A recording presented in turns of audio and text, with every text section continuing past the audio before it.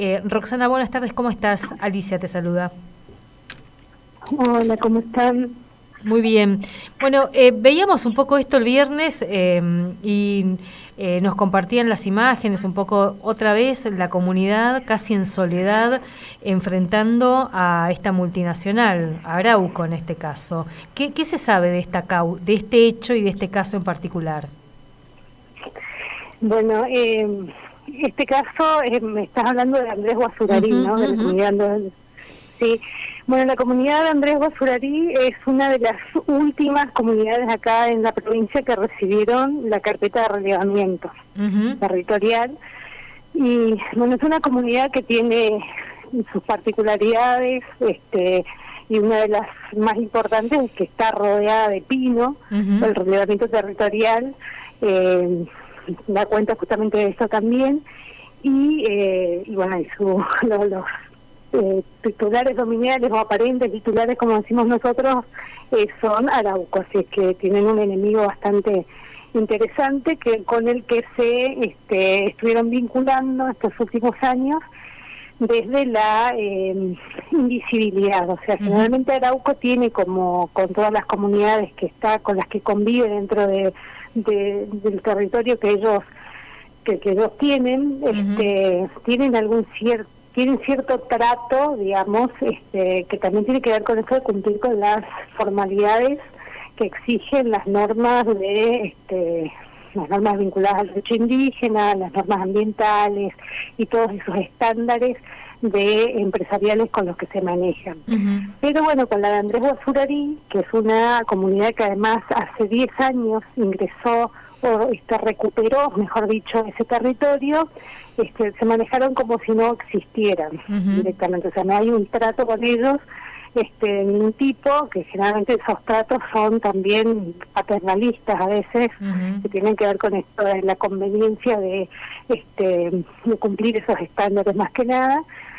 Y bueno, esta situación llegó como a su punto límite cuando empezaron a meter máquinas y demás para sacar los pinos y volverlos a plantar, que no solo implican, bueno, el movimiento del suelo, que ya las comunidades no están como dispuestas a tolerar dentro de su territorio, sino además la utilización de agrotóxicos y demás, en una zona en la que están pidiendo los ciudadanos.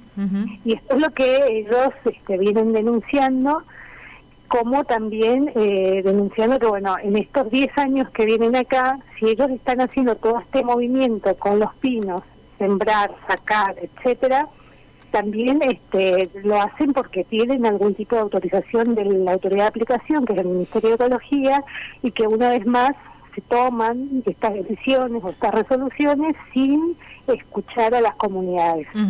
Y una digamos, demanda común que tienen las comunidades que conviven con esta empresa y con sus producciones, es también esto, a veces dejar que saquen, pero a su vez no dejar que vuelvan a sembrar, también como forma de permitir o fomentar que el suelo, que el monte se regenere por sí mismo.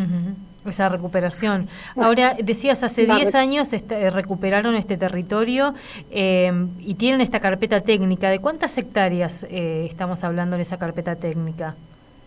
Son 714 hectáreas aproximadamente.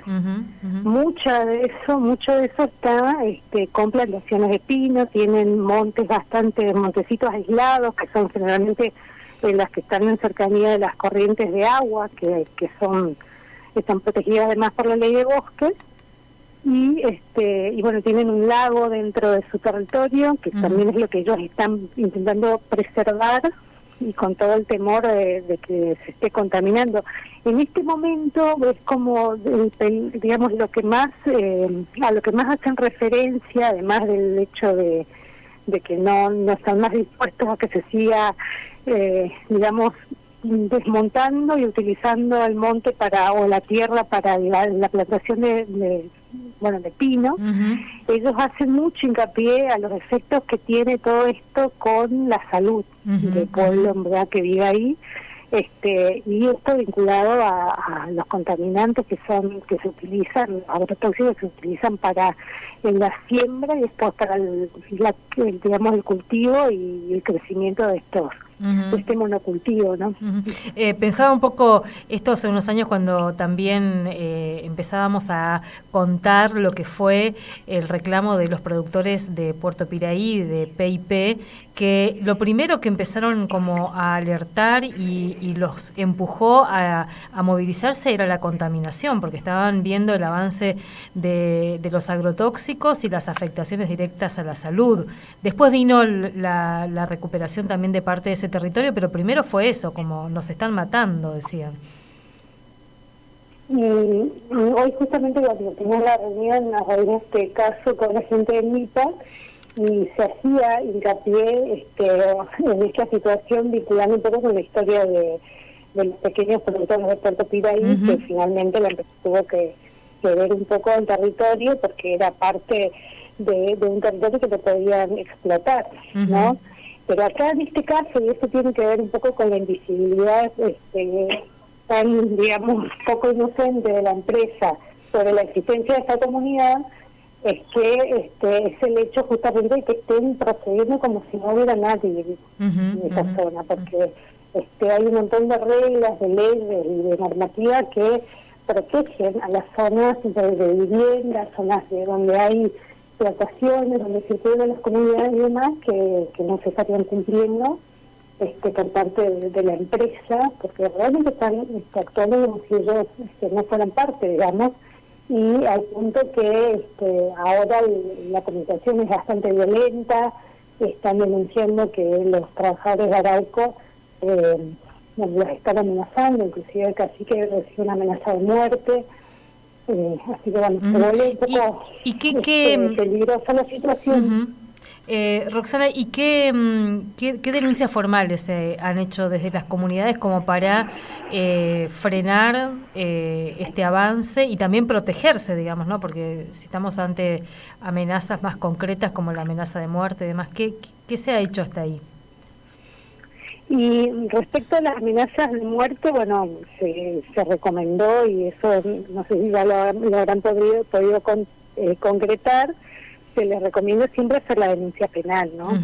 Y después, en cuanto a la situación particular de las comunidades, justamente una de las cosas que se están planificando, que es parte, digamos, de nuestros protocolos de intervención y acompañamiento de este tipo de conflictos, es primero comunicar al Ministerio de Ecología, que es el que autoriza todas estas actividades forestales, digamos, de la existencia de esta comunidad dentro de ese territorio, la delimitación que hace el reglamento territorial de la extensión, y que alertar que cualquier acto, estamos hablando de una comunidad que ha recuperado su territorio ancestral en los últimos 10 años, por lo que no pudieron haber sido nunca ignorados para un proceso de consulta, por ejemplo, para una actividad como la que hace la empresa, y jamás sucedió, así es que se plantean las nulidades ante las autoridades.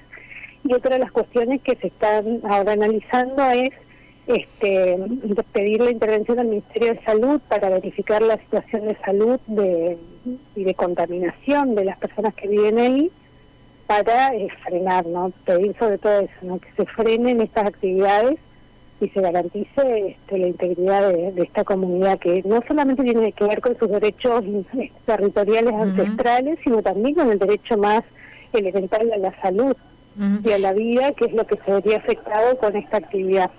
Roxana, este es un ejemplo, ¿no?, de las distintas luchas que se vienen dando en nuestra provincia para reivindicar los territorios indígenas. ¿Hay otros avances, hay otras cuestiones que se puedan ir como contando para dar cuenta de este panorama?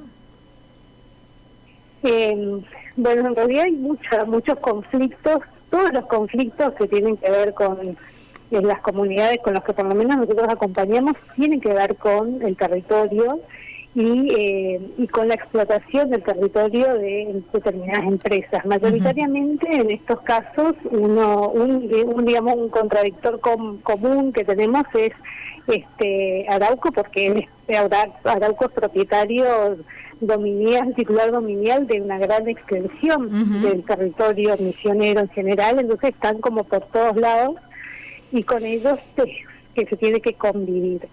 Las comunidades indígenas en general, como también parte de su idiosincrasia, pareciera que esto de escriturar un territorio o ponerle un título es algo que ni siquiera es parte de su sistema, ¿no? Entonces es difícil por ahí valorar estas cuestiones hasta que pasan estas cosas en las que la defensa de sus propios territorios ante el avance de estas empresas o del Estado mismo les exige presentar los papeles para legitimar sus reclamos o sus defensas. Entonces ahí aparece fuertemente la conciencia, y por suerte cada vez mayor, de que es necesario tener una garantía, una herramienta legal que les diga esto es nuestro. Y hasta este momento el relevamiento territorial conseguido con la ley 2660 fue un instrumento bastante útil y válida para la defensa de esos territorios, pero hoy también está pasando, y el contexto, digamos, político no ayuda mucho, no está siendo suficiente porque los avances siguen desde el Estado, que siempre lamentablemente está como por lo menos aparenta y es muy evidente a veces estar más al lado de las empresas que de las comunidades indígenas, y van avanzando sobre eso. ¿Qué te puedo decir que yo veo desde mi experiencia? Que cada vez es más fuerte la resistencia, y eso lo vimos en Caacupé estos últimos años, se está viendo en Puente Quemado, pero también es más fuerte la presión que hay de parte de estas empresas. Y a veces uno se pregunta, sobre todo en referencia a Arauco, cuánto le debe la provincia de Arauco como para justificar la tamaña, digamos, contaminación y deforestación que hace la provincia, y sin otorgar nada a cambio. Y eso lo estamos pudiendo valorar en el territorio. O sea, las comunidades indígenas son el ejemplo. Nadie recibe nada de Arauco.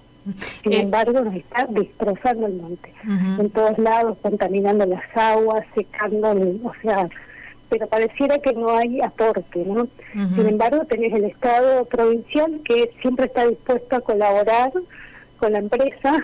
A facilitarle tornarlo a facilitarle desde la cuestión impositiva hasta la infraestructura que hacen para la empresa, digamos, ¿no? Roxana, y hoy sería, para mí es muy importante también en ese sentido, sobre todo desde lo académico, sería muy interesante empezar a hacer esa valoración cuantitativa y cualitativa, a ver qué es lo que tanto nos está dando esa empresa y con las grandes extensiones que está ocupando, como para seguir justificando ese avance. O sea, cuántos trabajadores tiene, cuánto paga de impuestos, cuánto deja de renta o de lo que sea la provincia, porque capaz que nos convenga que se vayan y... No, y además también es interesante ver que esta discusión estuvo muy presente hace unos años, hace unos 10 años más o menos, y también la política de penetración en distintos espacios, hasta la cuestión de la gestión de los municipios, porque estas empresas tienen esa estrategia, ¿no?, de ir jugando también en esos ámbitos, y la cuestión de la publicidad entonces cada vez se hacía más difícil hablar de Arauco. Sí, pero pensar que el único aporte a la provincia sean propagandas o publicidades es un absurdo, pero nosotros cuando empezamos a ir un poco al territorio y a ver qué hay de Arauco en cada una de esas localidades que vemos está lleno de pinos, y que hoy no podemos decir que la presencia del pino implique forestación en los términos medioambientales, ¿no?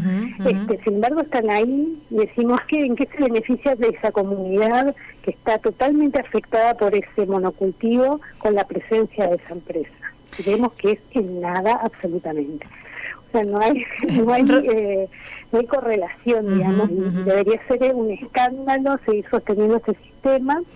y pareciera lamentablemente que los únicos que tienen esa conciencia tan interiorizada sobre la necesidad de proteger ese territorio, que además lo dicen en términos de dejar inclusive que ese territorio se recupere solo, que el pino se vaya y empiece el monte como a renacer, y lo están pensando ellos, o sea, como los pueblos indígenas. Nosotros nos estamos dimensionando el daño que nos implica la presencia de esa empresa, y pareciera que por estar ahí o por ser Arauco la provincia estuviera recibiendo grandes beneficios, cuando en realidad no.